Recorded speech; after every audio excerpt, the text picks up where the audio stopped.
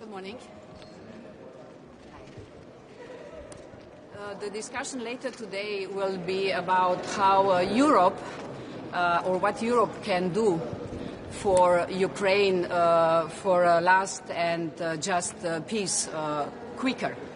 Because integrating Ukraine in the EU will be a key element in the security guarantees once the peace negotiations will start. And I want to be clear, it is not only about the security of Ukraine, it is about the security of Europe, of the European Union. Ukraine has done its homework, so it's ready for Cluster 1 fundamentals to be open. And now the Council has all the elements to make a decision. Last week we have sent another screenings to the Council on Cluster 2 and Cluster 6 for both countries, Ukraine and Moldova. And if we go on with the speed until now, we will be able to do all the screenings until the autumn time. And this will be also a message for Ukraine.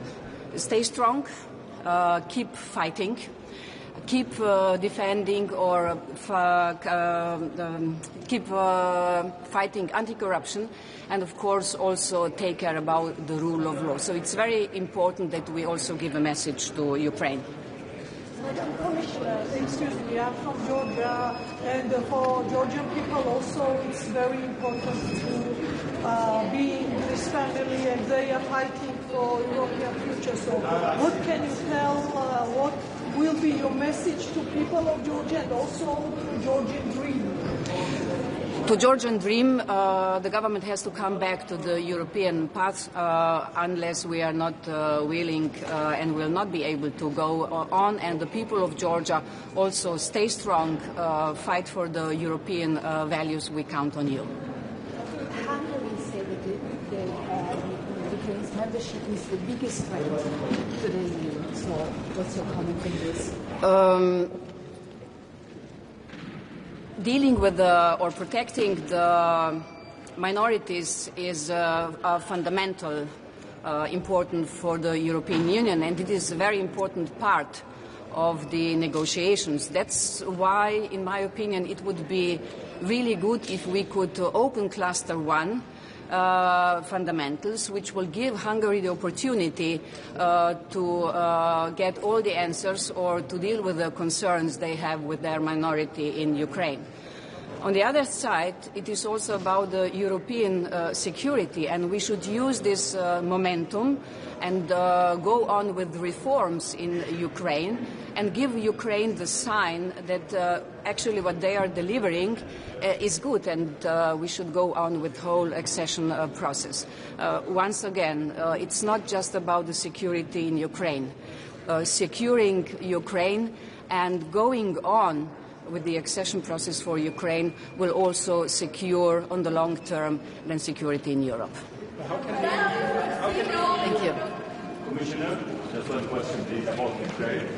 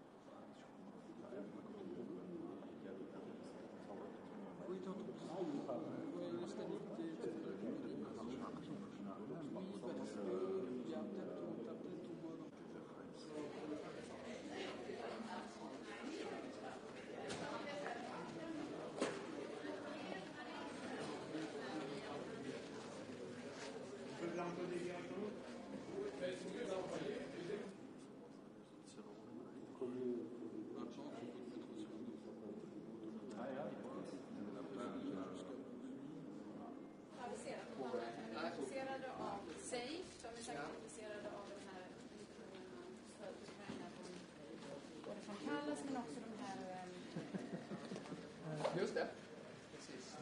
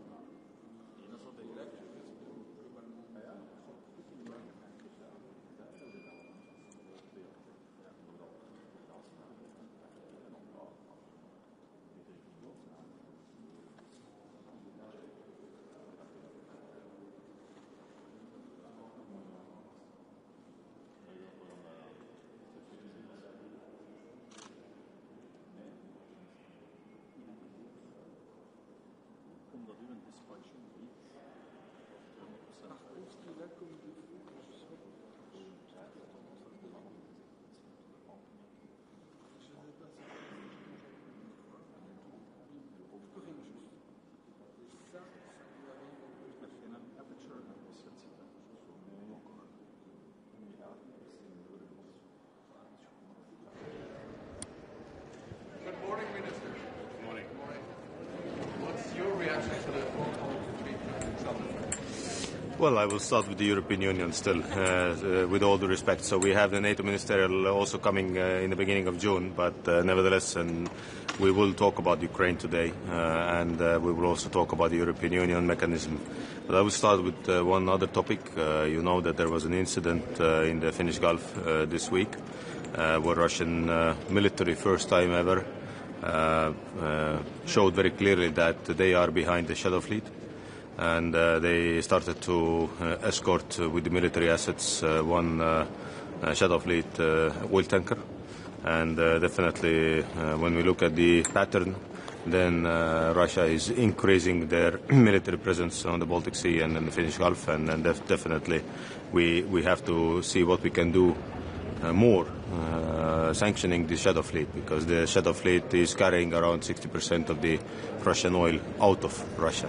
And this is why the European Union can do a lot. So I will inform also my colleagues today about this incident and about some more details. So this is important for us also to understand. Secondly, regarding the European mechanisms and aid to Ukraine, of course, we all understand that Europe can do more, and we have different options for that to help Ukraine. For us, regarding the European mechanisms, safe is very important. Everything what is in the white paper, we support that. There is no question. And of course, we would like to see also more and more regulations and bureaucracy to take out from the regulations, because we do not have time to build up our military capabilities when we have such a huge burden from the bureaucracy side. So these are the main topics we will go through today.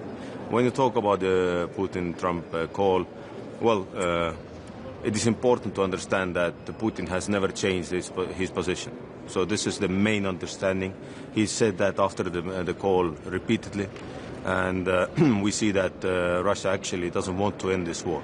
They are still on the same track, that they want to get at least these 4 regions plus Crimea, and they will not stop. So every day, even just before the talk and the phone call, there was a huge Shahed and drone attack on Ukraine, over 200 drones. So we see that they are shaping the ground for the peace talks, which eventually will happen. But the question is that for us it is important to show to Ukraine that doesn't matter what Putin is doing, we will help Ukraine. We will increase also our support to Ukraine, and also from the European regulation point of view, we can do more to give more opportunities for Ukraine to have better position during these peace negotiations. So, ladies first, if that's What could be new sanctions from the EU side? Can you explain a little bit what we could do more? Well, the 17th package, as you know, is still under the process. What we can do more. First, I would concentrate on the shadow fleet, because this will have a huge impact on the economy of Russia. Secondly, we should also see that different countries and different organizations, when you take United Kingdom, European Union, we have different vessels on that shadow fleet list. So we know that Ukrainians have around 500 ships mapped. We don't have that number yet in our sanctions list. So just to go more deep with these sanctions, what we have on banking system, on the secondary sanctions also, that to see that how the different components will arrive to Russia, unfortunately still also from Europe. So these are the mechanisms, and also to implement more heavily these sanctions what we have in place already. So please. Many Europeans criticize U.S. President Trump for his attempts to make it seem higher, but what have the Europeans so far done to make it seem right? Well, Europeans have supported Ukraine heavily, you know that, and we are always supporting Ukraine to get the peace deal done. We are always ready to be also part of these negotiations. We are talking about the security guarantees. We are talking about coalition of the willing, and Estonia has been very vocal here, and we say very clearly that when the ceasefire will be established, then we need to guarantee that peace and ceasefire also. So this is why, you know, all these talks in between us, among us, are extremely important to get a very clear understanding here. So I don't understand, to be very honest, that question, what Europe has done. Europe has given more military assistance to Ukraine than United States. Europe has been always together with Ukraine, and we will be continuing to do that. How do you make sure that sanctions are strong enough against Russia when the EU needs unanimity, and so far it doesn't seem that the US has to follow up on the sanctions? Well, I just was also last week, exactly a week ago, in Washington, and spoke to the congressmen, senators on the Hill, where the sanction package is at the moment under discussion. And I had a very clear understanding that they are ready to continue also with the sanctions. So the question is that, you know, what will be the message from the White House when the White House gives an approval to continue with the Lindsey Graham bill. Then there are already close to 80 contributors or 80 sponsors to that bill. So I really do hope that they can manage to do that. So thank you very much. The other ones are coming.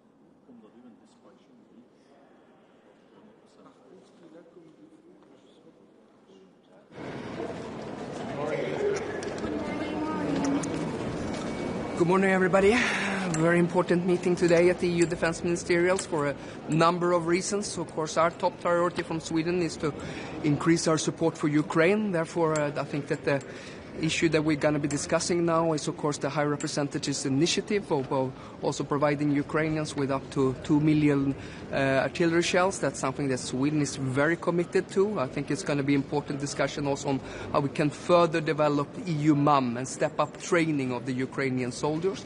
In addition, I also expect us to be discussing about the EU defense readiness, of course. Here is also an area where Sweden stands ready to lead. We could provide leadership when it comes to ground combat systems, when it comes to air defense systems, and also strategic enablers. Last point I just want to point out, I think is also going to be very important, is omnibus defense. This is something we've been working quite diligently on nationally as well, also on making sure that we can step up now the rearmament in view of the fact that we have a very serious security environment in Europe right now, and anything we can do to cut red tape and increase efficiency when we rearm, I think is most welcome. For example, when it comes to the procurement directive or when it comes to certain permissions. So that would be my few initial remarks. If you have any questions, I'll be glad. What's your stand on the talks yesterday between Trump and Putin? Yeah. What do you think about this, that nothing came out of this? Well, it seems quite obviously there's a lack of serious intent on the Russian side on actually engaging into negotiations. Our position is very well known. We focus on supporting more defense equipment and more military support for Ukraine so we can make sure that they can negotiate from a position of strength. That's what it's come down to. So we make sure we get a peace that is good for Ukraine and it's long-term and lasting. Please, sir. Sorry? Have to apply more pressure on Russia. Well, we the first to adhere to that principle, making sure, of course, stepping up sanctions. We are very engaged also into the shadow fleet. We also want to step up support for Ukraine. As you might know, we front-loaded our Ukraine support. So just for 2025, we provided the Ukrainians with military support for 3 billion, and we have all in all about 8 billion. Yes, sir, what can I do? Say to the fact that ever since Donald Trump was elected, there basically was no progress in negotiations when it comes to Ukraine. It seems like for months and months we're going in circles here. Nothing is new. Even today they talked, nothing came out of it. Isn't this redundant at some point? Well, I think that comes down to Ukraine and how the Ukrainians assess the situation, and they signal that they stand ready to negotiate. And our position on this is about supporting Ukraine and making them as strong as possible into this negotiation. And it's up to the Ukrainians, of course, to decide on that. And I mean, everybody wants peace, but no one more than the Ukrainian people. And but we have to make sure there's a just and a fair peace and a durable peace in that regard. What about Syria? Would you discuss about Syria? I don't expect that to be on our defense minister's agenda. Any last question? What is the most important thing the EU can do today for Ukraine? Stepping up support. That is absolutely crucial right now. I would recommend more states to do more when it comes on their bilateral support. I think we are encouraging, but now we're using the windfall projects from the frozen assets via the Danish model to invest into the Ukrainian defense industry. It's of course the Ukrainians who are the biggest provider of defense equipment for themselves, but they need cash and they need money in order to ramp up production. There's a lot of things we as other Europeans can learn from what the Ukrainians has been doing in revamping their defense industrial base to make sure that actually prices are lowering and we're also making sure that we get the defense equipment in time, so to speak. Thank you. There is no unity on the Some questions in Swedish also. Ja, kör på nu. Lika bra plugga. Om vi börjar med SAFE, hur går det med SAFE? Ja, det verkar som jag har hittat en överenskommelse som Sverige också har arbetat tillsammans med Italien kring detta. Och det ser till att vi får ett effektivt SAFE som också är mindre byråkratiskt. Det här är ett viktigt initiativ för att nu kommer alla europeiska länderna att behöva upprusta och vi kommer också behöva leva upp till de nya militära förmågemålsättningar som NATO har sagt. Och då hoppas vi kunna använda SAFE till det. Och det finns ju 7 flaggskeppsprojekt som kommissionen har föreslagit och ytterligare 2 som rådet har lagt till.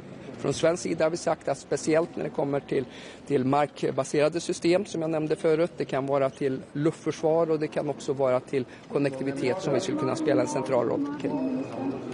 Varför är det Sverige som ska ta täten på de 3 områdena? Varför det? Och är det överenskommet med andra länder eller är det upp till diskussion? Ja, vi har ju en stark försvarsindustriell bas som har förmåga att samverka med andra länder och framförallt då i markdomänen. Naturligtvis har vi stor erfarenhet att kunna upphandla till exempel stridsfordon 90 tillsammans med andra länder. Det är ju 9 länder som använder CV90. CV90 har varit framgångsrikt i Ukraina och skulle det finnas intresse bland de andra europeiska länderna att göra detta inom ramen för SAFE så kan vi stå redo att axla det ansvaret i så fall. Men vi kommer ju att ha diskussioner kopplat till det både idag och under hela vägen upp till Europeiska rådets möte senare i juni. Men finns det en viss stöd från andra länder att Sverige ska ta täten eller är det en öppen diskussion? Ja, det kommer säkert vara flera länder som är villiga att räcka upp handen och leda och det välkomnar vi för det kommer att behöva vara medlemsstatsdrivet det här initiativet så ju fler som kan erbjuda möjligheter och med militära lösningar som svarar upp mot säkerhetspolitiska omvärldsläget och förmågebehoven desto bättre. Sen kommer Europeiska försvarsbyrån ha en viktig roll att koordinera naturligtvis alla de här nationella initiativen också. När det gäller SAFE och kravet på att köpa europeiskt, är du nöjd med så som läget ser ut nu? Jag tycker att det blev en rätt så bra kompromiss måste jag säga. Sverige har varit tillsammans med Italien har varit arbetande och drivande inför detta för att vi förenklade systemet och vi såg också till att det blev större möjlighet också att kunna väga in andra länders militära förmåga. Så att, jag tycker att initiativet har utvecklats i rätt riktning. Och att Storbritannien nu då har ett säkerhetsavtal med EU, hur viktigt var det för Sverige med tanke på att vi har brittiskt ägande också i vår försvarsindustri? Det är naturligtvis mycket viktigt. Det har framförallt att göra med att vi har ett väldigt starkt bilateralt försvarssamarbete med Storbritannien som vi vill vidareutveckla och stärka. Det är bra för Storbritannien, det är bra för Sverige men det är också bra för hela EU. Och sen har vi också ett försvarstekniskt och ett försvarsindustriellt samarbete både genom BAE Systems Hägglunds och BAE Systems Bofors men också genom GKN. Så av våra 7 största företag så är ju 3 mer eller mindre brittisägda så det var väldigt viktigt också för Sverige. När det gäller stödet till Ukraina då, du pratar om att frontloada det svenska stödet, är det läge att ge ännu mer nu i början? Eller? Ja, vi har ju valt att göra det nu då för att stärka Ukraina under de här förhandlingarna så att de ska känna råg i ryggen att Sverige och andra länder nu är villiga att stötta dem så mycket som det krävs så de kan förhandla från en styrkeposition och hittills har vi fattat beslut om nästan 30 miljarder under 2025 och vi kommer att återkomma med nya stödpaket senare under året också. Förhandlingarna då, det låter ju mer som att kanske USA har minskat sin press på Putin efter samtalet med Trump igår. Alltså vad säger du om samtalen? Ja, att det viktiga med samtalen är att de sker på Ukrainas villkor, att Ukraina hela tiden är engagerad i de här samtalen och att de syftar till att eftersträva en fred som är bra för Ukraina och det är med utgångspunkt för det som vi arbetar. Din estniska kollegan nämnde att rysk militär har ju eskorterat eller lotsat skuggflottan, något fartyg där. Ser du någon risk för att det här kan leda till ökad risk för sammandrabbningar helt enkelt med rysk militär på Östersjön om EU ska upprätthålla sanktionerna? Ja, vi följer den här situationen noggrant naturligtvis på Östersjön. Vi har unika förmågor att verka under på ytan och i luften på Östersjön så det är ett speciellt ansvar som Sverige har. Sen är vi väldigt noga med att arbeta med att identifiera fler fartyg som är kopplade till skuggflottan för det är klart att skuggflottan och att Ryssland går runt sanktionerna det är ett sätt för dem att kunna försörja sin krigföring i Ukraina så där är vi väldigt hängivna och dedikerade att identifiera fler fartyg som är kopplade till skuggflottan. Men om rysk militär eskorterar de här båtarna finns det inte då en större risk för sammandrabbning? Jag vill inte spekulera i saker som inte riktigt har hänt utan vi följer situationen noggrant. Vi pratar naturligtvis med de andra länderna i regionen och vi agerar alltid i enlighet naturligtvis med havsrätten. Bra. Tack så mycket.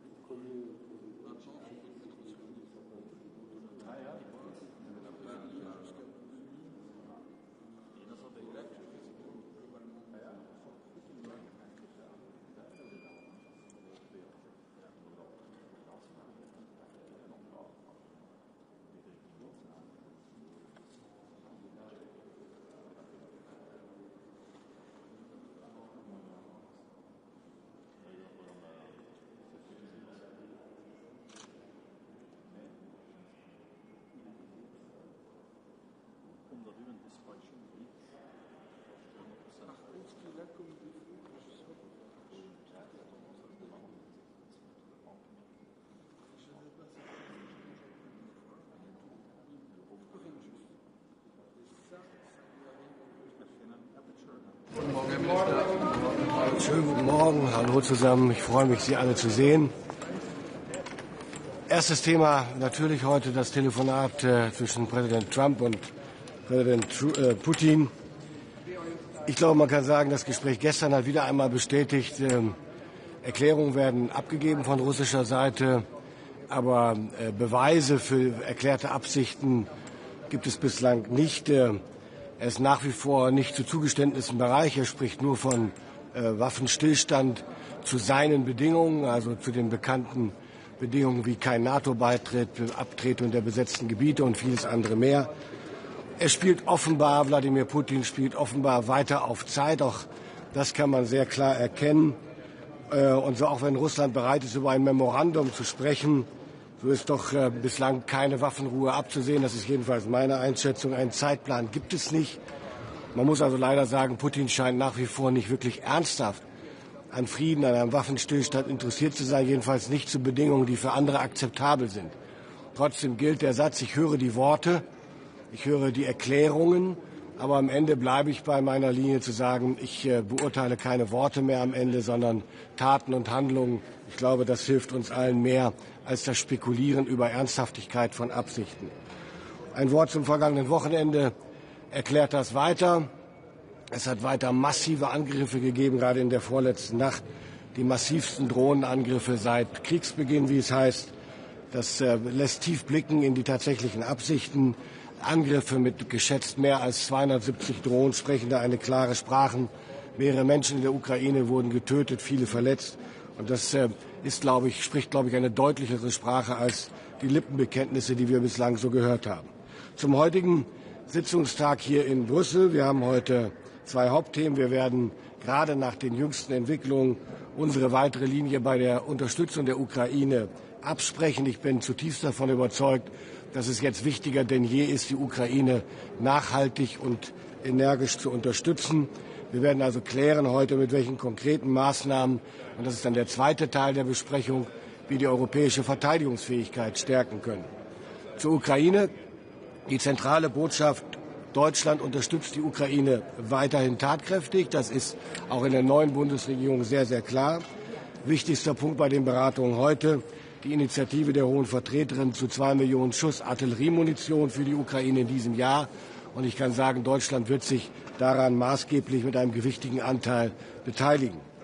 Zentral ist für mich, wenn es um das Thema Verteidigungsfähigkeit Europas geht, wir müssen und wir werden sehr, sehr schnell unsere Fähigkeitslücken unserer Streitkräfte schließen. Und zwar nicht jede Nation für sich und im Alleingang, sondern kollektiv. Erst dann können wir Ausbildung, Wartung, Munitionsvorbereitung und Logistik auch wirklich gemeinsam organisieren. Und wir alle wissen, wenn man sein Geld zusammenlegt und die Entscheidungen zusammen trifft, dann erreicht man mit der gleichen Summe Geld mehr, als wenn jeder für sich alleine arbeitet. Also die alte Regel, mehr Bang for the Buck. Zum Lead-Nation-Ansatz, und der ist wichtig. Einzelländer werden jetzt im Rahmen dieser Überlegungen Lead-Nation-Verantwortung für einzelne Fähigkeitsbereiche übernehmen. Ein Beispiel: Deutschland geht seit 2022 bereits mit der European Sky Shield Initiative im Bereich Luftverteidigung voran. Und wir nutzen dafür gemeinsam unsere Planungs- und Beschaffungsorganisationen und haben industrielle Kapazitäten. Und davon, und das ist, glaube ich, der richtige Ansatz, auch in anderen Bereichen sollen alle anderen Partner profitieren können. Wir haben sogenannte Rahmenverträge für Luftverteidigungssysteme geschlossen. Und das heißt, wir bieten anderen Ländern ebenfalls an, in diese Rahmenverträge zu den Konditionen einzusteigen, die wir bereits verhandelt haben mit der Industrie. Also ein echter Zeitgewinn und ein Effizienz- und Synergiegewinn. Andere Länder müssen also nicht selber Verträge verhandeln. Wir wollen deshalb in diesem Bereich auf unsere Initiative ESSI aufsetzen. Unser Vorschlag: Länder sollen in den Bereichen, in denen sie besondere Kompetenzen haben, Verantwortung übernehmen, also ins Lead gehen. Deutschland ist bereit, das nicht nur zu tun bei Luftverteidigung, sondern auch bei Landsystemen und bei maritimen Systemen. Wir bieten außerdem unseren Partnern Rahmenverträge für Leopard 2 A8 Panzer und für U-Boote der Klasse 212 CD an. Auch das ein echter Effizienzgewinn. Eine schöne Entwicklung in der European Defence Agency ist, das ist ja, wie Sie wissen, die zentrale Institution für die gemeinsame Fähigkeitsplanung in der Europäischen Union. Hier laufen die Fäden zusammen Und hier freut mich besonders, dass heute erstmals der neue Chief Executive der IDA an der Sitzung teilnehmen wird, der deutsche General André Denk. Auch er wird sich dafür einsetzen, dass wir Europäer gemeinsam schneller und effizienter beschaffen. Herr Minister, wie soll das passieren? Wie kann es schaffen, wirklich Druck auf Russland auszuüben, wenn die USA sich jetzt bei der militärischen Unterstützung zurückziehen sollen? Was kann die EU wirklich mehr tun im militärischen Bereich, ganz konkret? Also ganz konkret, wir können die Zahl und die Qualität der Joint Ventures mit der ukrainischen Rüstungsindustrie ausbauen und tun das bereits. Wir können gleichzeitig Geld geben, um die Kapazitäten, die freien Produktionskapazitäten in der ukrainischen Rüstungsindustrie durch ukrainische Aufträge besser auszulasten. Wir können gleichzeitig selber nach Kräften weiter liefern. Und wir können gleichzeitig weiter natürlich an diplomatischen Bemühungen teilhaben. Aber was die Europäische Union eben nach meiner Überzeugung auch tun kann und muss, ist die Sanktionsschraube weiter anzuziehen, sodass wirklich deutlich wird, wir werden nicht bereit sein, hier ohne Konsequenzen das Tun Russlands weiter dulden.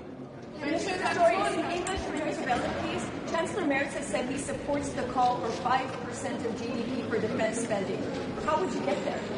Well, the first point is it's not about achieving 5% in between 1 year. The plan is to achieve that in between 5 to 7 years by increasing the defense budget by 0.2% per annum.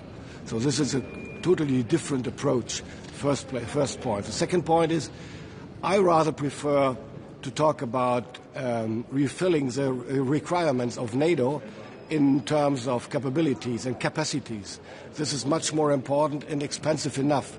And if we do that in between the time we get for it, then it's in any aspect better and more worth the work than just talking and discussing about 3.5, 4 or 5%. I'm sure we won't be able to do all that with 3%, but it's a way we have to go, and the most important thing is to begin this way and to start really refilling the NATO requirements. Herr Minister, eine Frage noch. Die Verhandlungen über die Ukraine drehen sich ja mehr oder weniger seit Monaten im Kreis.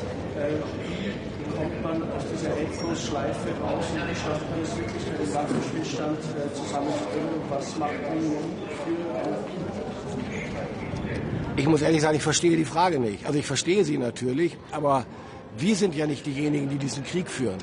Der Krieg könnte morgen mit einem einfachen Befehl von Wladimir Putin beendet werden. Selbst jetzt noch könnte er diesen Krieg beenden oder zumindest unterbrechen für Waffenstillstandsverhandlungen. Nichts davon ist wirklich ernsthaft erkennbar. Deswegen bleibe ich dabei. Wir müssen die Ukraine weiter unterstützen, damit sie aus einer Position der Stärke heraus agieren, aber auch am Ende über einen Waffenstillstand verhandeln kann. Alles andere liegt bei Wladimir Putin. Ich bin sehr dafür, dass wir, egal wie erfolglos die einzelnen Schritte wirken müssen, immer wieder neue Antritte machen für Initiativen zur Erreichung eines Waffenstillstandes und am Ende eines Friedens, auch um deutlich zu machen gegenüber der Weltöffentlichkeit und der globalen Süden, wo hier die Verantwortlichkeiten tatsächlich am Ende liegen. Herr Minister, Sie sprachen weitere Sanktionen an. Ich würde gerne wissen, ist Europa wirklich recht sich zu verteidigen gegenüber Russland? Was muss genau jetzt gemacht werden? Das ist sehr wichtig. Also die europäischen Partner in der NATO sind fähig, unser Territorium zu verteidigen. Herr Minister, Sie sprachen weitere Sanktionen an. Aus Ihrer Sicht, was sind die Sanktionen, die den maximalen Druck auf Russland ausüben? Das ist eigentlich relativ auf der Hand liegen und gleichzeitig nicht so einfach. Das wirksamste Sanktionsmittel ist das weitere Abschneiden der Mittelzuflüsse, der Geldzuflüsse aus Energieverkäufen für Russland. Da muss man weiter ansetzen, davon bin ich überzeugt. Der Strom von Geld, der schon geringer geworden ist, muss noch mehr zu einem Rinnsal werden. Sorry, after 50 years fight between Turkey and PKK, and right now there is a peace process between them. Do you think this is important for Middle East and also for Europe? Every peace process is important for every region of the year, and especially in that case, after 50 years, as you mentioned, it is crucial. Vielen Dank für Ihre Fragen. Ja. Tschüss, schönen Tag noch.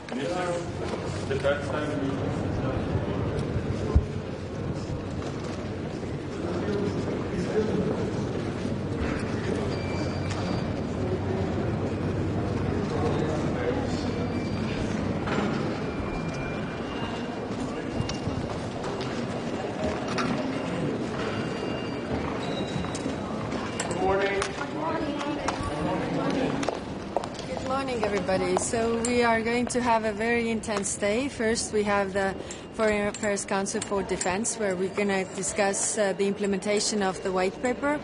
And then we will have a Foreign Affairs Council where we have topics Ukraine, Syria, and the Middle East. So first on Ukraine. I think it is important, as we have all said, 27 of us, that there has to be full and unconditional ceasefire. Ukraine has already agreed to this 60 days or more than 60 days ago, and we have agreed that if Russia does not agree, what we saw yesterday, then we will put more pressure. So we will agree on the 17th package of sanctions today, but we continue on working on the next strong package of sanctions to put more pressure on Russia so that they would also want peace. And then on Syria, I hope that we will agree on the lifting of economic sanctions today, and then, of course, it's going to be a very, very hard discussion on Gaza and what is happening there. So the Dutch minister has put forward a proposal to do the review of Article 2 of our association agreement with Israel, and we will discuss this. I can't predict the outcome of this discussion, but I think what is important, where we all have similar views, is that the humanitarian aid should reach Gaza as soon as possible. Of course, Israel's decision to let some of the aid in is a drop of the ocean. It's welcomed, but it's not enough. There are thousands of trucks behind the borders waiting. It is European money that has funded this humanitarian aid, and it has to reach the people because the situation is extremely grave. Thank you. What's your reaction to the call between President Trump and President Putin? Are you concerned that America and President Trump are too soft on Russia? Well, we all agreed and said, and we also heard statements from United States that, if they don't agree to unconditional ceasefire, like Ukraine has agreed over 60 days ago, there will be strong action. And that is what we want to see from all the parties who have said that they will act in accordance. Of course, on the European side, we have the statements of 27 that if Russia doesn't agree, then we will put more pressure, so we will continue with that. How will you make sure that the sanction package will be...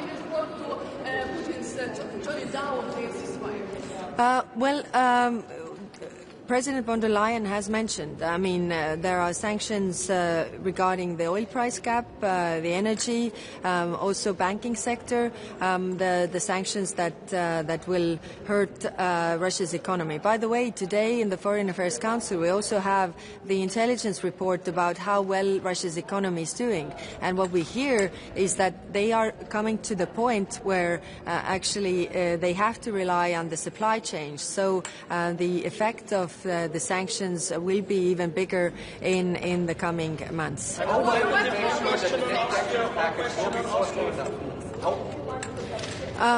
Yes.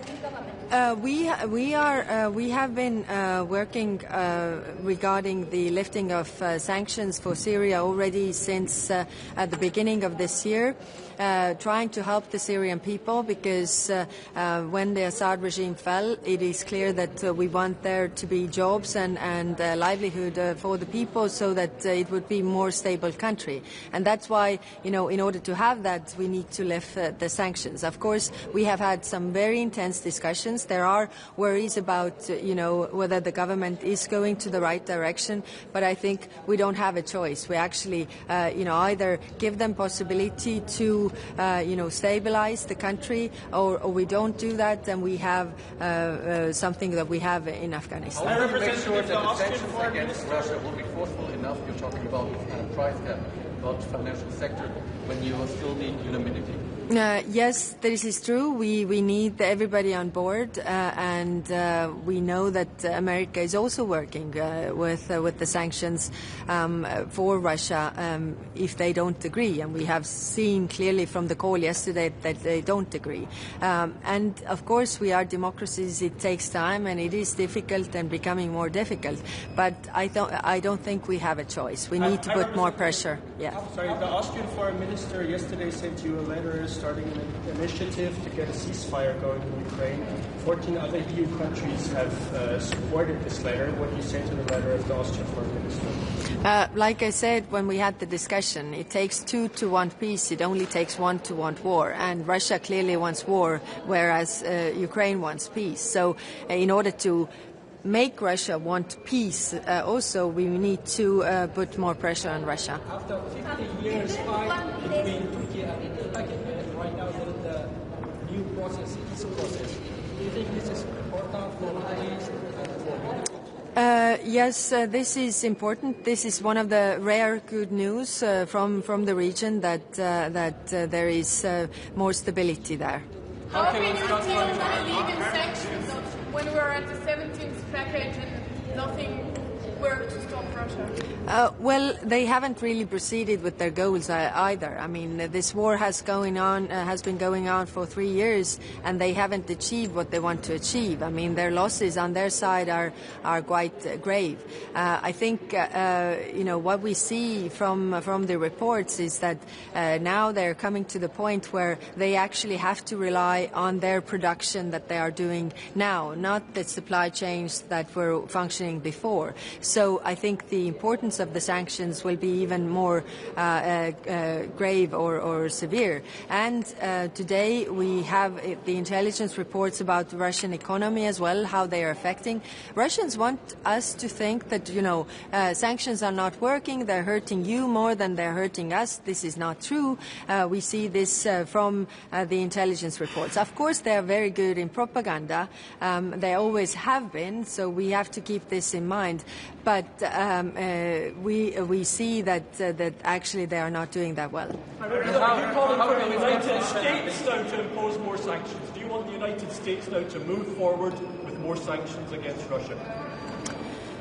We heard from I think it was last week, when America said that, if Russia doesn't agree on, full and unconditional ceasefire, then there are going to be, consequences. So we want to see those consequences also from the U.S. side. We really haven't seen, the pressure on Russia from these talks. How hard is this work? Majority of member states, or would a significant number be enough to feel that my view doesn't really matter here, because I need to hear from the member states what are their views. I know from some of their views, but I don't know everybody. So we will have a very open discussion. My view right now is that we need to do everything that the humanitarian aid would reach the people in Gaza. This is our first priority right now. Then all the other things come after that. Thank you. About the last thing, does the American administration decision, Mr. Trump decision, personal decision, to lift the sanctions over Syrian new regime contributed to the discussion today, to reviewing the EU map about sanctions? Is there any kind of you have been following this very closely since January, and you know all that we have been talking about lifting the sanctions, and not only talking, but actually also lifting the sanctions already from January. We have been doing this before than anybody else, and you know from the last Foreign Affairs Council that we had the discussion and we were preparing for the lifting of sanctions. So it is positive to see that other players like US is also considering lifting of the sanctions, but we have been doing this work for quite some time already. Thank you, and see you at the press conference. In Washington and spoke to the congressmen, senators on the Hill where the sanctions package is. Jack, how are you? Good morning, Tony. How are you? Just before we ask any questions, just to restate that today is a really important opportunity for the European Union to be quite strong in two areas. One, in relation to our unwavering commitment to the people of Ukraine and support of Ukraine, despite any parallel discussions that might or not be happening.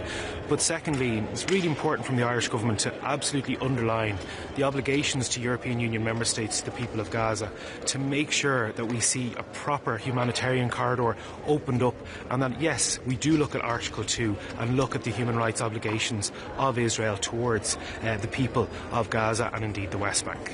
Minister, do you feel there is now a bit more momentum around the Article 2? You know, at least 10 states have said they're in favour of a review, maybe possibly more. What's your sense from, you know, talking the Irish delegations, talking to other delegations? No, I think it's quite clear, Jack, that momentum is growing. If we look at over a year ago when the Irish and Spanish Taoiseach and Prime Minister put down a request to open up Article 2, that was just 2 countries, and now we've up to 10 countries.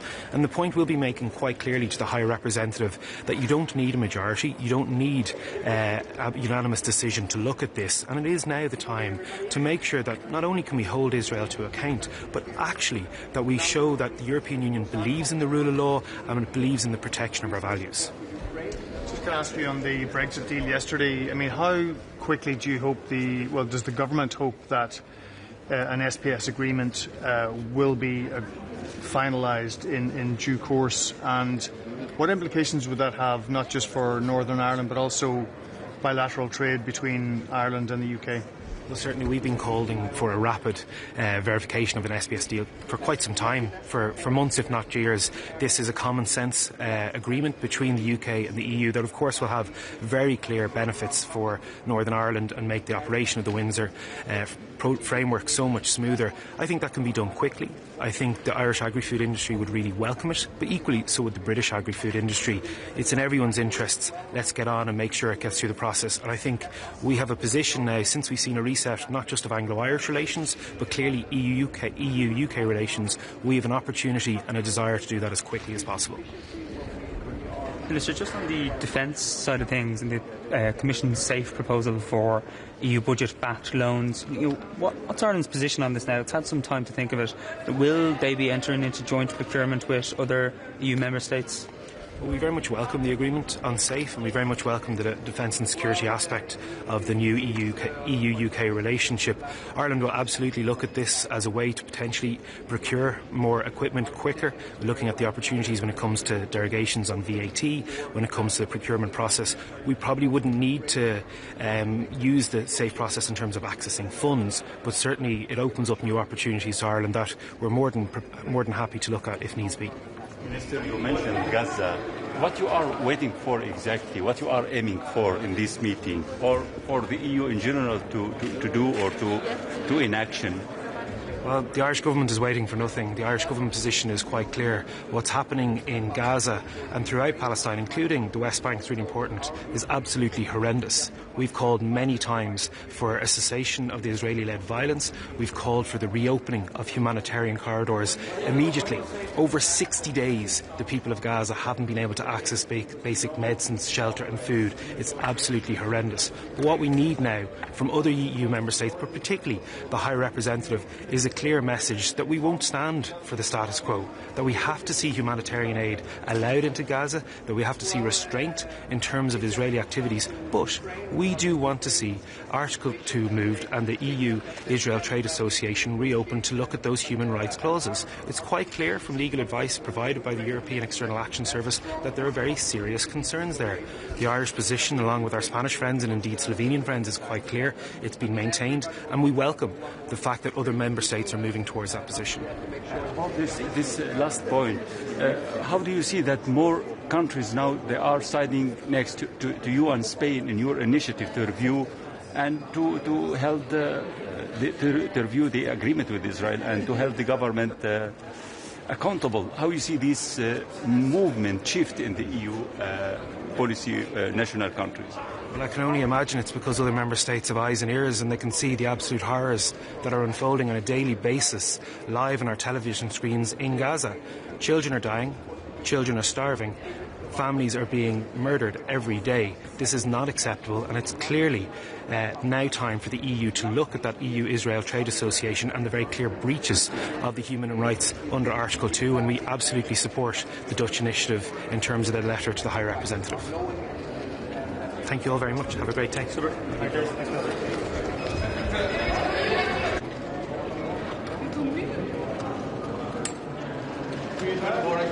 So, good morning. It's good to be here. A lot on our plate today. Of course, I'm a guest here with the defense ministers, but it's good to be here because we have to discuss, of course, the current threats facing NATO and therefore also EU territory and the wider NATO territory. That's, of course, the ongoing threat of Russia, the build-up in China, the military build-up, but also terrorism. So that means we will no doubt discuss today ramping up defense spending, ramping up defense production, but also what we collectively need to do to make sure that Ukraine has what it needs to bring this war to a lasting and durable end, be it a ceasefire, a long-term ceasefire or a peace deal. But it means the ongoing support for Ukraine will no doubt also be on the agenda today. The Russians say ceasefire was not in their So, again, please. What's your assessment of the phone call yesterday between President Trump and President? Let me first of all say that I'm really glad that President Trump takes this leadership role. He basically broke the deadlock from day one when he entered into office in January. And I really want to commend him for that. And I do not want to give a running commentary on every development every day. But clearly the American administration is very much involved, closely coordinating with European colleagues and of course Ukraine, and I think that is very positive. How is this efficient? It seems that for months the negotiations with Ukraine have been going in circles. Do you see any real progress towards peace, or do we just have to get ready for more war? Well, clearly, till January, there were no discussions with the Russians. I think the positive thing is that President Trump has started also to open lines of communication with the Russian president. And of course, you hope for results as soon as possible, but that is not always possible in real life because this is a complex conflict. So again, I think what the Americans are doing is very important. It's crucial that they consult with the Europeans, with Ukraine, and we have to take this step by step. Let's see what happens this week and next week. After 50 years fight between Turkey and PKK, right now there is the peace process. Do you think it's important for the Middle East? That is an important development. Of course, the PKK announcing its disbandment, I think, is an important announcement. I visited President Erdogan last week. We both agreed that this is an opportunity. And of course, we closely follow the now starting talks between all the various factions involved. Secretary, I think it's time to increase the pressure on Russia. You've dealt with President Putin over the years. You know what he's like. You just had the German defense minister say he's playing for time. Is it time to step up the pressure? Again, let's be thankful for the fact that the Americans are now taking this position, this leadership role. And I don't think it helps if I from NATO are giving this running commentary on every step in the process. But I think it's a good sign that that phone call took place last night. It is good and positive that the American president immediately followed up with a phone call with the Ukrainian president and European leaders, including the president of the European Commission. And let's take it from there. Thank you so much. See you later. Thank you.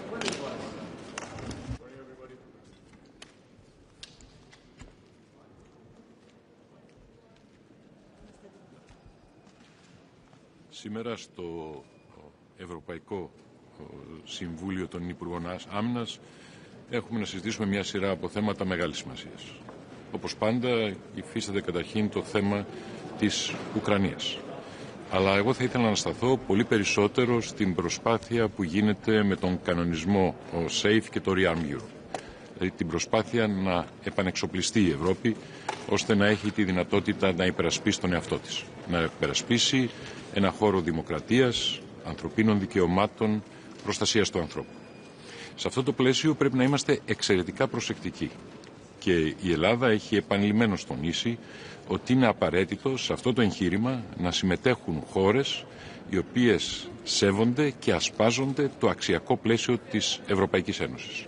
Δεν νοείται να μετέχουν αδιάκριτα στο ευρωπαϊκό εγχείρημα χώρες που απειλούν άλλες χώρες και μάλιστα μέλη της Ευρωπαϊκής Ένωσης, που δεν αναγνωρίζουν άλλες χώρες και μάλιστα μέλη της Ευρωπαϊκής Ένωσης, που δεν ασπάζονται τους ίδιους κανόνες δημοκρατίας και ανθρωπίνων δικαιωμάτων. Δεν μπορούμε να υπερασπίσουμε την Ευρώπη εάν ο εχθρός βρίσκεται εντός των τυχών.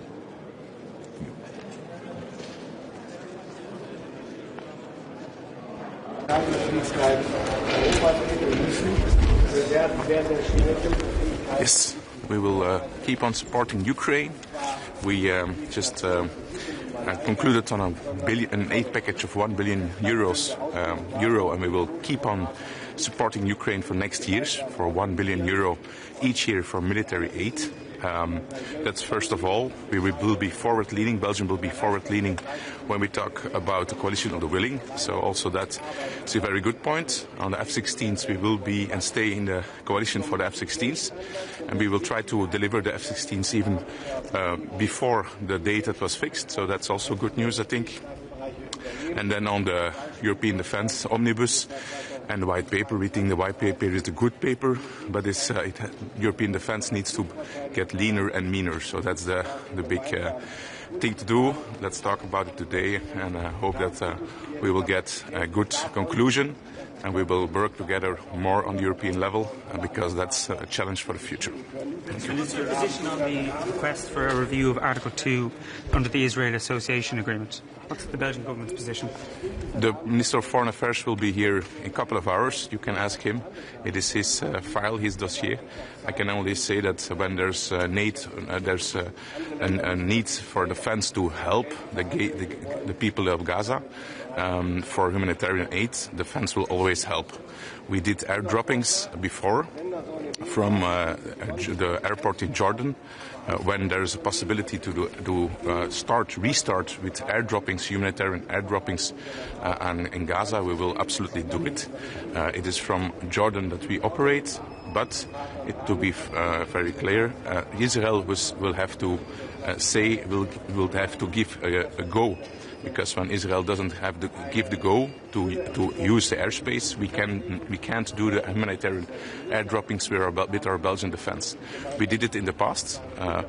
The day that they say go, we will immediately help people from Gaza with humanitarian air droppings with our A400M, an European airplane coming from Jordan. So that's very clear. We will help people from Gaza immediately. On the political position for Foreign Affairs, it is the Minister of Foreign Affairs who will be in a couple of hours. You can ask him. Minister, about the security guarantees for Ukraine, what's the state of play? What's the size and the limit for these guarantees? So at level of the chiefs of defense, there is a tasking group, a coalition of the willing, and they're working with in the lead of the British and the French. They're working a plan, and they're working very closely together. We're pretty much there, so I think that it's evolving in the right direction. The moment there's a ceasefire, we can immediately operate with the coalition of the willing on Ukrainian soil. So I think it's very important that we keep on supporting Ukraine, and that Ukraine knows that they can count on Europe. Because the Russian acting on the Ukrainian soil, it's a very sensitive issue. The Russians said we will not accept any kind of intervention or boots on the ground from the Europeans in Ukraine. How you can respond to that? For me, what is very sensitive is the Russians acting on Ukrainian soil. They need to go out of Ukrainian soil. So that's my point. Hallo. Belangrijke bijeenkomst, denk ik, opnieuw van de Europese ministers van Defensie. Wat is uw boodschap op de tafel vandaag? Ten eerste dat we Oekraïne blijven steunen. 1 miljard goedgekeurd, een steunpakket. Dus dat is denk ik positief. Veel komt daar terug naar onze industrie, onze eigen economie. En dat ook belangrijk is dat we blijven zeggen, kijk, ook heel wat van dat geld komt terug naar Belgische jobs voor Belgische defensiebedrijven. We hebben een prachtige defensieindustrie, dus we gaan die ook wel steunen als het dan over zo'n grote bedragen gaat. Die 1 miljard is gegarandeerd voor de komende jaren, dus elk jaar zullen we dat doen, militaire steun. Ten tweede, defensie-industriële samenwerking. We waren daar met 10 bedrijfsleiders als premier, meneer Prévost en ik in Oekraïne waren. Dat gaan we verder zetten. Er blijven contacten heel intens zijn de komende weken zijn er nog contacten, dus dat is positief. En dan in verband met Europese omnibus en de whitepaper van commissaris Kubilius.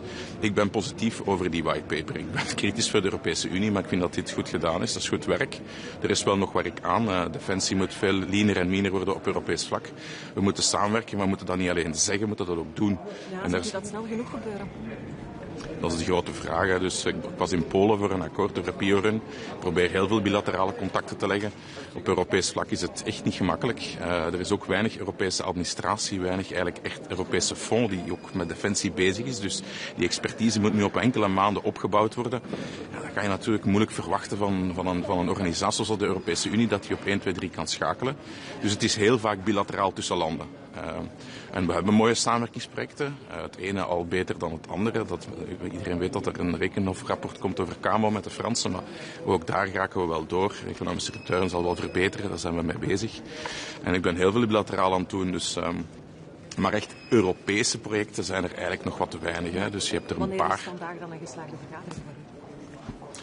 Maar ik denk dat we vooral moeten zien dat we die omnibus erdoor krijgen, dat dat duidelijk is, dat we een aantal dingen kunnen versnellen. Dat ze bepaalde procurements, aankoopprocedures, bepaalde regels die er bestaan op vlak van leefmilieu, op vlak van klimaat, die eigenlijk voor de defensie echt blokkeren. Dat op zijn minst tijdelijk on hold kan gezet worden met de bedoeling om ons te verdedigen, met de bedoeling om die veiligheid te verhogen. Dus dat denk ik dat goed is. Ten tweede hoop ik toch dat er echt ook wat meer daden zijn en wat minder woorden. Hè, want we hebben heel veel woorden over Europese defensiesamenwerking. Maar je ziet ook dat nog veel van die landen, zeker de grote landen, toch echt wel draaien voor hun eigen industrie, voor hun eigen veiligheidsbelangen. En dat ook zien als een strategisch iets. En ik begrijp dat. Dat is altijd zo geweest. Parijs denkt aan Parijs, Berlijn aan Berlijn. Maar ik denk wel dat je moet proberen om dat een stuk te overstijgen. Of dat gaat lukken, dat weet ik niet. Dat is de grote uitdaging. Maar het is wel een goede aanzet van de Europese commissaris. Nog even terug naar die kern van gisteravond, waar uw collega meneer Prévost daden wilde zien volgen op de woorden. In navolging van de resolutie van het parlement. Hij komt met een krachtig mandaat straks naar de Raad. Vindt u dat ook? Maar meneer Prévost moet spreken voor meneer Prévost en ik zal spreken voor mezelf. Dus ik ben hier als... dat gedragen is door de regering. Steunt u het ook? Ik ben defensieminister, dus wat ik goed begrepen heb is dat er gevraagd is om terug humanitaire airdroppings te doen. Op het moment dat dat mogelijk is, dat zal ik zeker doen. Mijn mensen staan klaar. Het is natuurlijk zo dat we opereren, vorige keer hebben we geopereerd vanuit Jordanië. We moeten toelating hebben van Israël om dat luchtruim te mogen gebruiken, wat dat niet zo evident zal zijn, vrees ik. En Jordanië moet mee zijn. Vorige keer was het een internationale coalitie. Maar nogmaals, onze A400M staat klaar. Wij kunnen terug humanitaire airdroppings doen om die mensen te helpen, want de humanitaire situatie is echt zeer penibel in Gaza, dus we zullen ze absoluut helpen en Defensie staat absoluut klaar om te helpen. Ook als er eventueel evacuatieoperaties moeten gebeuren, want dat staat er ook in, dat er evacuatieoperaties van kinderen zouden zijn die gewond zijn, verbrand.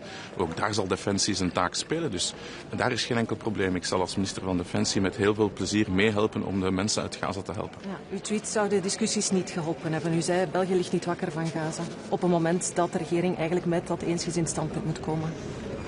Maar ik denk dat het belangrijk is dat we de mensen uit Gaza helpen, humanitair. Dat heb ik nooit tegengesproken. Ja, dus... Wat met sancties tegen Israël, moeten die er komen vandaag? Maar ik ben lid van een regering. De regering heeft gisteren beslissingen genomen en ik heb geen enkel probleem met die beslissing. Ik schik mij als lid van de regering naar een beslissing die de regering neemt. En u weet dat ik onze premier met het volle hart en het volle pond steun.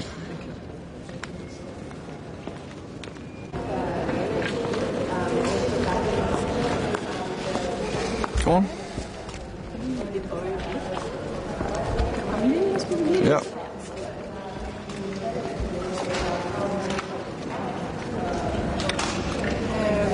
Tror John, måske starte med selv at sætte nogle ord på, hvad det er for et møde, I skal have i dag i regi af forsvarsministeren? Vi mødes jo her i Bruxelles blandt EU's forsvarsminister på et kritisk tidspunkt for Ukraine. Og i dag kommer vi jo igen til at diskutere, hvordan vi kan både støtte Ukraine på den korte og længere bane. Der er et enormt behov for militær støtte til Ukraine, og det er jo det, som blandt andet er på dagsordenen her i dag. Så er der også en diskussion af, hvad vi kan gøre for at skalere vores produktion fra europæisk side, når vi taler om militære kapaciteter. Hvordan kan vi få en større forsvarsproduktion her i Europa? Hvordan kan vi blive mere i stand til at klare os selv, og ikke så meget afhængige af amerikanere? Vi skal også have en samtale med den ukrainske forsvarsminister. Den finder jo så sted dagen efter, at Donald Trump har talt i telefon med Vladimir Putin. kunne også godt tænke mig at høre, hvad er din tolkning af den samtale, som de to har haft, og hvor stiller den Europa og Ukraine? Jeg har jo ikke haft lejlighed til at følge med i den samtale, end jeg kan se, hvad der er beskrevet offentligt. Jamen det understreger vel kun behovet for, at vi i Europa bliver nødt til i endnu højere grad at tage vare på vores egen sikkerhed. Vi bliver nødt til at være i stand til at støtte Ukraine, fordi støtten til Ukraine hænger en til en sammen med fremtiden for Europas sikkerhed, og dermed også for Danmarks sikkerhed. Det er jo også vigtigt at stadigvæk sikre, at amerikanerne er interesseret i at finde en løsning. Men det, der er det største udstående her, det er jo selvfølgelig, at Putin har absolut ingen interesse i at være med til at skabe en fredelig udgang på den krig, han selv har startet. Og det er jo nok, må man sige, det allermest bekymrende i den situation, vi står i nu. Nu har vi gennem måneder set, hvordan Putin har trukket tiden, fordi han ikke har nogen ambition om andet end krig. Hvad kan man gøre for, at Putin han får en interesse i at gå ind i et forhandlingsrum om en våbenhvile? Det vil man jo rigtig gerne have fra europæisk side. Er det sanktioner, der skal til? Er det mere oprustning? Hvad er det for et pres, man reelt kan lægge på Vladimir Putin i den her situation? Det tror jeg er en buket af initiativer. Yderligere sanktioner, det er en vej frem. Det er jo det, der kan ramme den russiske økonomi i større grad, end tilfældet har været. Så er det også en øget støtte og oprustning til Ukraine for at sikre, at de er i stand til at slå tilbage mod den russiske aggression. Og så tror jeg også, at det er hele spørgsmålet omkring, hvordan vi har et bedre koordineret træningsbidrag i forhold til at give Ukraine en langsigtet hjælp, som det ikke kun er her i 2025, men det er også et signal om, hvad der sker i 26-27. Ja. Et andet punkt, der også er på dagsordenen dag der senere, det er jo også situationen i Israel og Gaza. Mener du, at man fra europæisk side bør lægge et større pres på Israel her, nu efter det, man har set? Det har udenrigsministeren jo givet nogle bemærkninger om, og det er jeg enig i. Altså, vi kommer jo ikke udenom, at vi bliver nødt til at følge situationen til. Det er alvorligt, hvad der sker i Mellemøsten, og jo ikke mindst i forhold til Israel. Og derfor må vi også se på, om der kan gøres yderligere. Men det er selvfølgelig også med respekt for, at Israel jo skal have mulighed for at forsvare sig selv. Men situationen udvikler sig i en bekymrende retning, og derfor må man også overveje nye initiativer. Så hollænderne vil jo gerne have, at man sender et signal i dag om til Europakommissionen om, at man skal ind og revidere den her associeringsaftale. Er det noget, man fra den side bakker op om? Det tænker jeg, at udenrigsministeren kommer til at svare på eftermiddag. Det er godt. Tak for det.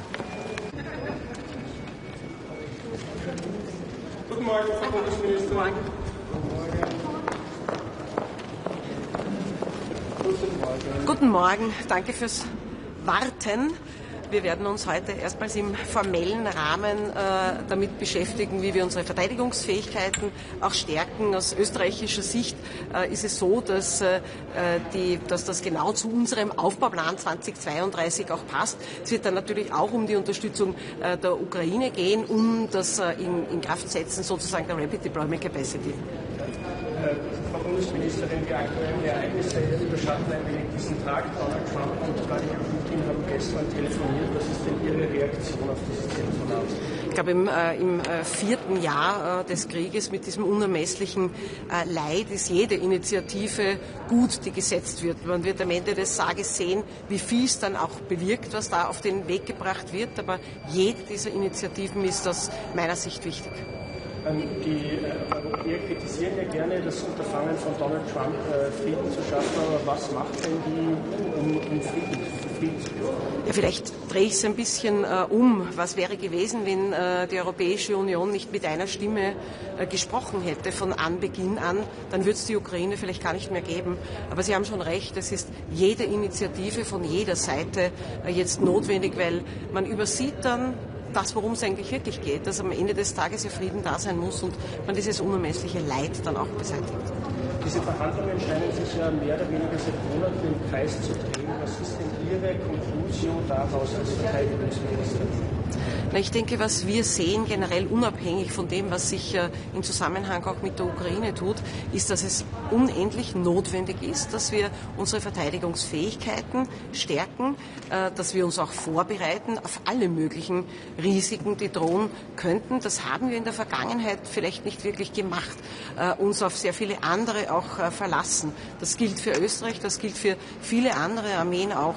Mit diesem Plan jetzt, mit der Readiness 2030, schauen schauen wir, wie wir auch gemeinsam Dinge auf den Weg bringen können und eben Fähigkeitslücken auch schließen können. Ich persönlich glaube, dass es auch notwendig ist, dass wir die Menschen auf diesem Weg mitnehmen. Das kostet natürlich auch alles Geld. Ist dann günstiger, wenn man es gemeinsam macht. Daher auch wichtig, dass sich die EDA hier sozusagen, wir haben ja auch unsere Projekte eingemeldet, die wir im Zuge des Aufbauplanes beschaffen wollen, dass man das sozusagen auch übereinander legt und man dann gemeinsame Beschaffungen auch auf den Weg bringt. Es geht darum, einfach resilient zu werden. Das gilt für uns, die Hausaufgaben zu machen in Österreich, gilt aber, glaube ich, für die gesamte Europäische Union, resilient zu werden. Sie haben gesagt, die Initiative ist zu begrüßen, aber man muss schauen, was daraus wird. Höre ich daraus, dass Sie aktuell nicht sehr optimistisch sind, dass es zu einem Waffenstillstand kommt? Nein, ich bin grundsätzlich optimistisch über jede und vor allem froh über jede Initiative, die gesetzt wird. Man wird sehen, wie gesagt, inwiefern sie fruchtet, aber es ist schon einmal ein gutes Zeichen. Wie gesagt, im 4. Jahr des Krieges ist alles zu begrüßen, was an Initiativen auch gesetzt wird. Was macht denn die EU konkret für den Frieden in der Welt? Also wie gesagt, ich bin der Meinung, dass von Anbeginn an, vielleicht nicht auf der offenen Bühne, aber auch im Hintergrund, diese Unterstützung zum einen einmal der Ukraine immer klar da war, mit einer Stimme auch gesprochen worden ist. Und auf der anderen Seite vielleicht eben nicht auf der offenen Bühne, sondern im Hintergrund dann auch diplomatische Bemühungen gesetzt worden sind, ohne Frage. Die Rapid Deployment Capacity soll jetzt funktional sein. Keiner der Österreicherinnen und viele, glaube ich, noch nicht wissen, was das ist. Erklären, was der Sinn dieser Truppe ist und was man am Ende des Tages in Zeiten wie diesen mit 5000 Soldaten auslösen will. Ja, die EU Rapid Deployment Capacity ist eine schnelle Eingreiftruppe. In Wahrheit hat man aus den Erfahrungen gelernt. Wir haben ja auch österreichische Soldaten in Afghanistan gehabt und wenn man allein daran denkt, wie groß die Herausforderung war, den Flughafen zu sichern, die Staatsbürger da auch herauszubekommen, dann ist es wichtig, dass man sich darum kümmert. Das sind in Wahrheit gelernte Lektionen aus dem einen oder anderen. Wir als österreichisches Bundesheer haben eine spezielle Expertise im logistischen Bereich. Das ist ja bekannt, der ist ein ganz, ganz wichtiger. Wir werden hier 150 Soldatinnen und Soldaten allein für diesen Bereich einsetzen, zusätzlich dann noch einige hundert dazu. Das heißt, wir werden da mit Sicherheit auf in etwa 400 Soldaten kommen, die ihren Beitrag leisten. Und gerade für Evakuierungsoperationen, wie eben die in der Vergangenheit angesprochene, ist das etwas, das wichtig ist. Natürlich auch für die einzelnen österreichischen Staatsbürger, das hat man ja damals gesehen. Ich danke Ihnen, jetzt ist die Zeit schon fortgeschritten. Danke Ihnen. Haben Sie Ihre Fragen? Ja, danke. Wiedersehen. Danke.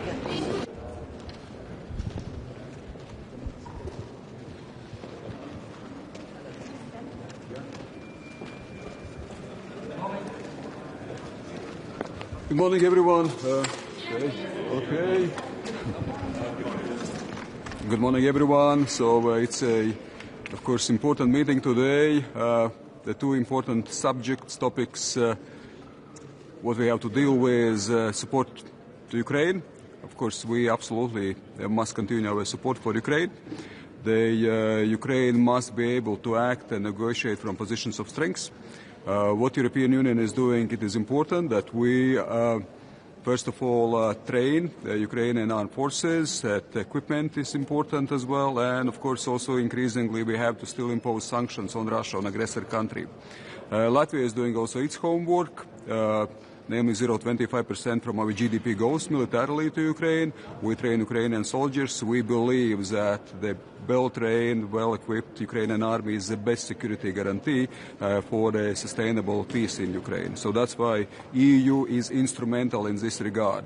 As for the wider defense matters, we, from Latvian perspective, positively value the initiatives coming from European Commission, also white paper, rearm program. The loan system which is provided to the, or will be provided to the member states, is a critical mechanism. Latvia also is indicated its will to have a loan to increase its defense expenditure. I can remind once more that already now we are spending 3.7% from our GDP to defense. But at the same time, we are willing also to move to 5% of GDP for defense. And of course, it is also important, it's not just about a financial part, even though this also demonstrates the will, demonstrates also the capabilities. It's also about specific flagship issues. And we, from Latvian side, from Latvian perspective, put strong emphasis on counter-mobility measures, on defending the border, the external border, which is not just external border of Latvia or eastern flank or the Baltic countries, but also external border of NATO and EU. And that's why also the EU-NATO cooperation is extremely important. It's instrumental. We all have to achieve the NATO capability targets. We must remember also that 23 countries out of 27 are NATO countries, so that's why also there is certainly compatibility, there is direct synergy between EU activities and also NATO activities, which makes our Western like-minded community stronger, more efficient, more lethal in many ways. What's your reaction to the phone call between you want to support Ukraine? Once more? The important thing that you want to do to support Ukraine. Well, as I mentioned, the best security guarantee, it is well-armed, well-trained Ukrainian army, Ukrainian soldiers. So that's why training is absolutely crucial in this regard. The equipment is crucial. But at the same time, of course, also financial contribution is important. So we have indicated 20 billion euros, but I think we certainly must go beyond. There are more ambitious also commitments to reach 40 billion euros this year. And absolutely, this is what we can do and what we have to do as well. So as I said, Latvia contributes 0.25%. If everyone would contribute 0.25% from GDP, we would easily reach also this financial contribution to Ukraine. Financial contribution is important. Apart from this, EU-Ukrainian industrial cooperation is as well crucial because many things can be done, can be made, can be produced by Ukrainian industry. Ukrainian industry is developing, and here again, financial contribution, financial commitment, financial investment into Ukraine's industry, military industry, is crucial as well for Ukraine, once more, to sustain its military effort and to win this war at the very end. What's your assessment of the phone call between President Trump and President Putin? Was there enough progress for peace achieved yesterday? Well, of course, we support peace initiatives. I guess everyone wants to have a peace, not least Ukrainian people. This is a tragic, brutal war started by Russia, by aggressor country, full-scale invasion, with complete disregard for human life, human dignity. So that's why it must be clear who is a culprit here, whom to blame, because it's clear who started the war, who started killing. But at the same time, of course, we want to have a peace, but peace must be ensured, as United States representative said clearly, peace through strengths. So that's why also the strengths must be always imposed on aggressor country, and strengths must be provided to Ukraine. I hope that in these discussions, these basic principles always remain as the central ones. Of course, negotiations are always complicated, complex and difficult and challenging. We must realize it. There are no easy ways of moving forward, so the negotiations include, let us say, different kind of activities, but I think those basic principles for Ukraine, for sustainable, just peace, absolutely must be adhered and must be ensured. Why are you still... You said that negotiations are complicated, but at the end of the day, isn't it quite simple that Putin simply does not want peace, but has the Europeans and Americans going in circles for months? You are absolutely right that we have to be clear what we are dealing with. We are dealing with a country which is, unfortunately and tragically for its own sake, is willing to invade other countries, which is deeply rooted with expansionist imperialist trends. And unfortunately, it is not just Putin's Russia, it's also Russia's Putin. And we've seen salami tactics. Once you start to negotiate from positions of weakness, Russia or Russian regime is willing to move, sort of cut by piece, cutting piece by piece and moving forward in this way, strategically, territorially. So that's why absolutely, so that the clear picture must be in mind what we are dealing with. We are dealing with expansionist country, with expansionist regime, which is not willing to have a peace because they started the war in the first place. So that's why this picture always must be kept in mind very clearly. Why do you support diplomatic efforts when they are clearly failing? Well, diplomatic efforts are always important. Every war ends also with diplomatic efforts, but diplomatic efforts must be based on clear principles.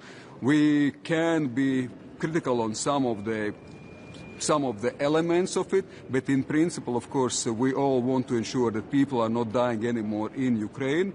And those basic principles, how we deal with Russia, that we have to deal from positions, we have to act and negotiate from positions of strength, absolutely these principles are part of the diplomatic dealings. What is the most important things for the next package of sanctions? Next package of sanctions must be hit increasingly in the core of the financial resources of Russia.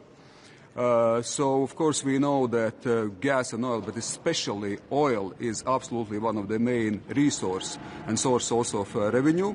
So that's why everything which undermines Russia's ability to obtain income, revenues from oil, from generally from its raw materials, must be preceded. So I think we already done quite a lot in this regard, but the shadow fleet still must be targeted. The secondary sanctions also could be invoked. So we've seen also that here absolutely still a space for maneuver, how we can impose sanctions, how we can constrain Russia's financial ability also to wage wars. What about Syria and how important is it that she support the new government in Syria? Well, I think that we must give a chance also for Syria to prove that it is able to develop, that it is also able to develop in democratic ways.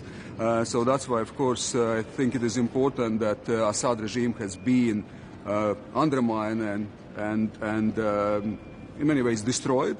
But at the moment, of course, we have to support Syrian people in a humanitarian ways, but also provide incentives for the Syrian government also to make next steps that there is a peace, stability in Syria, and this war-torn country, civil war-torn country with so much human loss, so much tragic human loss, that absolutely sort of Syria has been very important to the region. If other countries in many ways had more imploded, that Syria had also repercussions for the whole region. So also that's why stability in Syria means wider stability for the Middle East. So that's why Syria is absolutely instrumental. Ladies and gentlemen, thank you so much, and good luck, of course. Thank you. Just one question about Ukraine. Yes. You mentioned the security guarantees. What's the state of play concerning these guarantees, and how EU membership for Ukraine can play in this package of guarantees? Absolutely. Strategically, we must support Ukraine towards its road to NATO and EU. Of course, there is no unanimous approach consensus in NATO, but it's nothing new because we remember there is a formula. When allies agree and conditions allow, we see that within NATO there are no allies agreeing and conditions don't allow at the moment, but in EU absolutely we see the potential that Ukraine will be a member of EU, and we must also provide all the initiatives in terms of the legal democratic transformation within the country, so which makes also Ukraine full-fledged potential candidate to join EU as soon as possible. So that's why strategic picture must be always kept in mind as well. So apart from different mechanisms which are important to be initiated, supported right now. So of course security is crucial at the moment, but at the same time strategic vision always must be kept in mind as well. About the size of the security guarantees, how much the EU puts in the ground can put in Ukraine, taking in consideration that Russia totally refused this idea? The best security guarantee is well-armed, well-trained Ukrainian army. This is the best security, it's the strongest, the most efficient security guarantee for Ukraine and stable peace in Ukraine. So that's why, yes, the coalition of the willing initiative is important, supporting Ukraine is important, but once more, the basic principle, well-trained, well-equipped, well-supported Ukrainian army will be the best security guarantee for Ukraine and for Europe as a whole. Thank you so much. Thank you. Bye-bye.